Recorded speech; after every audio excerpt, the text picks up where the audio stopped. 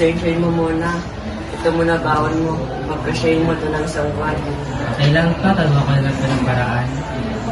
Oo na, kailan kasi nakayanan namin eh.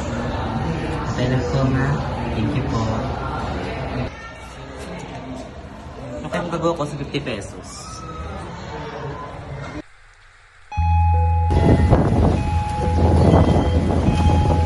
Hindi, ba't parang lagi kang pagod? Iniisip ko kasi kung paano ko pagkakasya yung pera ko ng isang buwan. Ay, parang may parang na pa.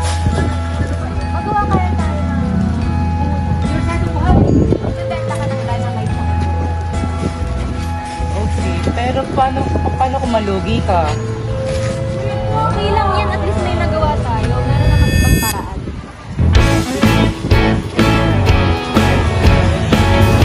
Araw-araw, alas 3 pa lang ng umaga ay gising na si Steven upang magawa ng kanyang paninda. Pagkatapos ay nagtitinda siya sa paaralan bago at pagkatapos ng klase. Sa kabila ng pagod, hindi siya sumuko.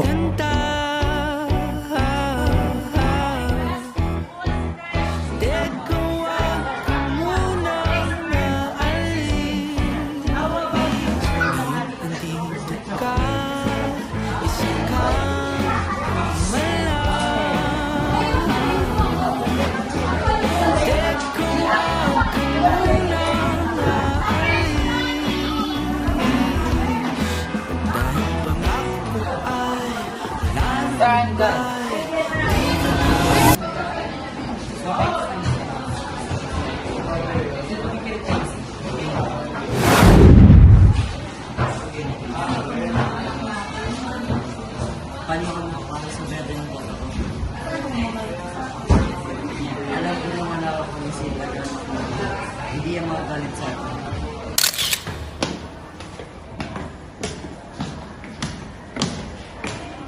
Nak, may kailangan kong sabihin sa'yo. Ngayon, Hindi talaga tayo mahirap. Sinubukan ko lang natin.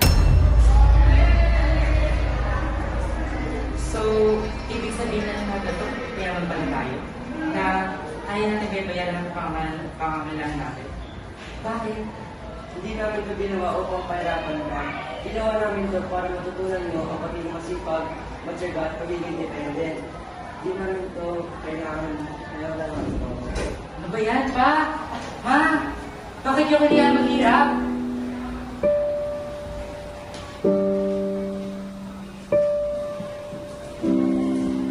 Okay lang yan, nalipas din yan.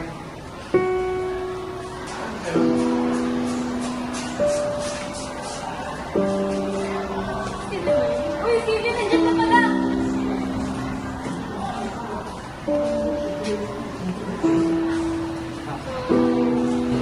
So, kamusta na yung negosyo? Yun, ayos lang. Kung hindi dahil sa'yo, hindi na rin piligo. Maraming salamat sa'yo. Ayos lang yan, at least na... Ganun kami nang sabihin. Ano yung problema? Actually, hindi pa talaga kami humila. Like, sinusubukan ako ng parents.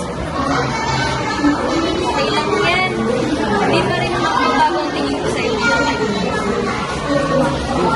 Maraming salamat sa'yo. Kung hindi na sa ulo mo, di ako makakita. Maraming salamat. Ayos lang yan.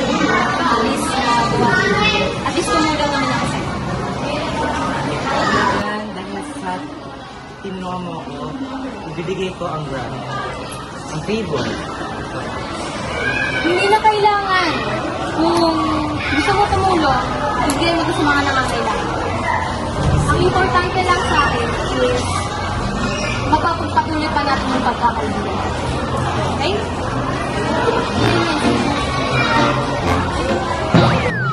Ang tunay na pagmamalasakit ay ang pagtulong sa taong nangangailangan ng walang hinihintay na kapalit. Ang kabutihang ginagawa natin ngayon ay maaaring maging pag-asa ng iba sa hinaharap.